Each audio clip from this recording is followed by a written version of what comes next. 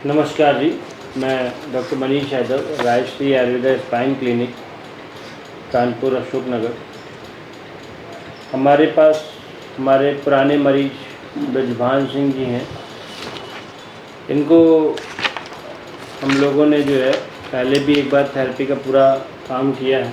आज second sitting भी हम लोगों ने दी है और जिसमें मिनिमल स्कोलियोसिस था, मल्टीपल डिस्क डेसिकेशन था और इसके अलावा जो है लंबर रीजन में और सर्वाइकल रीजन में नर्व कंप्रेशन हो रहा था।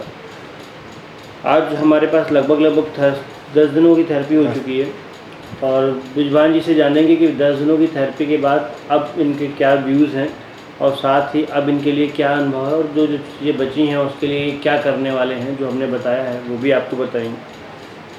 ब्रजभान जी आप बताइए कैसा क्या है अब 10 दिनों के बाद की? 10 दिन पहले थोड़ा ज़्यादा ही था, अभी काफ़ी सुधार है और पहले से बेहतर है और उतना प्रॉब्लम नहीं है, बहुत कम है। अभी आराम मिला है काफ़ी और गर्दन में भी आराम मिला है और कमर में जो पैर का भी दर्द था उसमें भी थोड़ा आराम मिला। अभी अगर बात करें ओवरऑल जो आपकी तकलीफ़ें थी अब उनमें सब मिलाकर के कितना आराम होगा? तो 60% 60% के आसपास आराम। 50-60। अभी हम लोग जब ड्यूटी पे जाएंगे तो थेरेपी करनी है कि नहीं करनी है? अब वहाँ कैसे होता है ये? अपने लिए आपको क्या बताया गया है? तो एक्सरसाइज वगैरह बताएंगे उसको करना, रेगुलर करना है। रेगुलर करनी कब तक करनी है?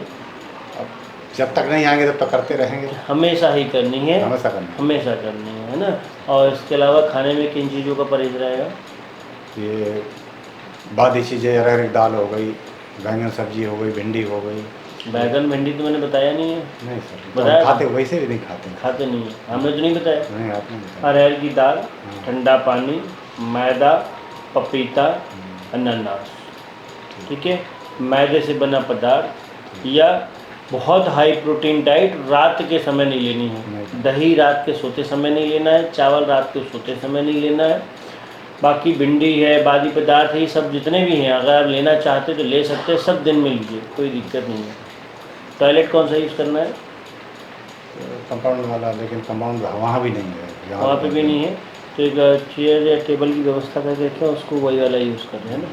वहाँ भी दिक्कत है। जो लोग ख़ास तौर पे दुबले प्रकार के लोग होते हैं उन लोगों के लिए इस थेरेपी में सबसे ज़्यादा इम्पॉर्टेंट होता है, ज़्यादातर उनकी एक्सेसिव काम की वजह से दिक्कतें आती हैं। एक्सेसिव काम का मतलब ये है कि जो लोग दुबली पर्सनालिटी के लोग हैं, क्योंकि आपने देखा होगा कि कुछ लोग 1-2 रोटी खाते फिर भी बहुत हेल्दी होते हैं और कुछ लोग 6-8 रोटी भी खाते फिर भी दुबले होते हैं। तो उनकी पर्सनालिटी का जो सिस्टम होता है या आयुर्वेद के अनुसार कहें तो जो उनकी प्रकृति होती है वो वातज प्रकृति होती है। वातज का मतलब ही ये होता है कि वह व्यक्ति जो है एक्सेसिव वर्कलोड लेने की क्षमता रखता है। उसकी बॉडी में मांसपेशियाँ एकदम लीन रहती हैं, जिसकी वजह से जो है कई बार उसकी मांसपेशियों में रूखापन आ जाता है। ऐसे लोग जो है कब ज़्यादा काम कर जाते हैं उन्हें खुद भी नहीं पता चल पाता और मांसपेशियाँ कई बार डैमेज भी हो जाती हैं। खैर चीज़ें रिपेयर होती हैं। ऐसे लोगों को अक्सर तेल का सेवन, तेल की जब भी बात आती है तो तिल का तेल और तेल के सेवन के साथ साथ कुछ गर्म औषधियाँ जैसे कि जो भी गर्म पदार्थ होते हैं उनका सेवन करना चाहिए। रूखे पदार्थों से दूर रहना चाहिए। रूखे पदार्थों का मतलब है जैसे कि टोस्ट है या हमारी जो चपाती होती है उस चपाती में भी जो है कुछ ना कुछ स्नेह का प्रयोग होना चाहिए। ऐसे पदार्थ से बॉडी हमेशा फिट रहती है।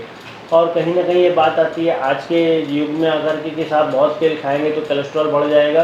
तो कोलेस्ट्रॉल के लिए एक समाधान ये है कि भैया आप तेल खाइए और उसके साथ उसका वर्कलोड भी लीजिए।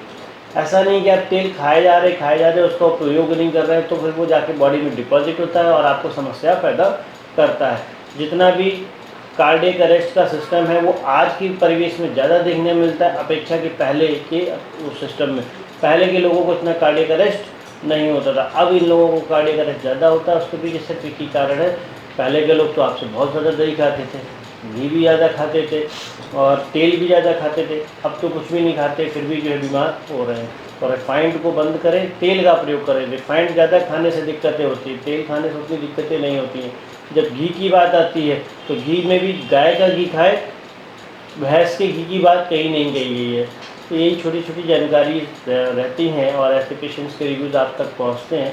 आपको अगर भी कोई समस्या रहती है तो आप अपने विचार रखें, और यहाँ मिलना चाहते हैं तो कांटेक्ट करके अपना अपॉइंटमेंट के साथ ही मिलें, ऐसे बिना अपॉइंटमेंट के ना मिलें। धन्यवाद, नमस्कार।